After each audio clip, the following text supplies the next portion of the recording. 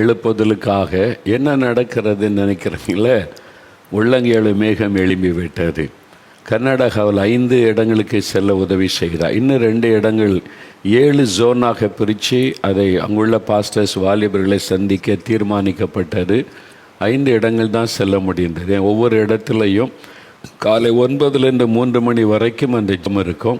3 மணிக்கு முடிச்சுட்டு நாங்கள் ஒரு சாப்பிட்டு விட்டு ட்ராவல் பண்ணுவோம். 5 மணி நேரம், சில சமயம் 7 மணி நேரம் காரில் ட்ராவல் பண்ணி அடுத்த பட்டணம் போய் சேருவோம். அங்கே அடுத்த நாள் கூட்டம், மறுபடியும் அதை முடிச்சுட்டு 5 மணி நேரம் ட்ராவல். இப்படியே தான் பிரயாணப்பட்டு தொடர்ந்து அந்த ஊழியங்களை நிறைவேற்ற தேவன் கிருபை கொடுத்தார். ஹூப்ளி என்கிற இடத்துல உள்ள சபை 3 அடுக்கு.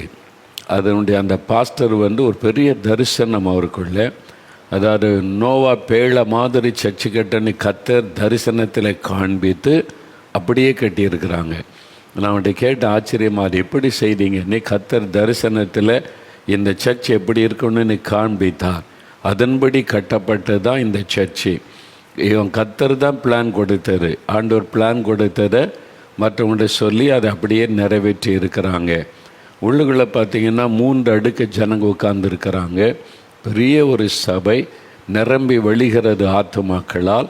ஆண்டவர் பாருங்கள் பலமாக காரியம் செய்ய ஆரம்பிச்சிட்டார்.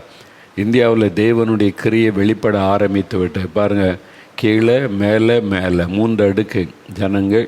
அவ்வளோ மகிமையாக இருக்குது அந்த சபை. ஆவியானுடைய வல்லமை பலமாக இறங்கி கிரியை செய்ததை பார்க்க முடிந்தது.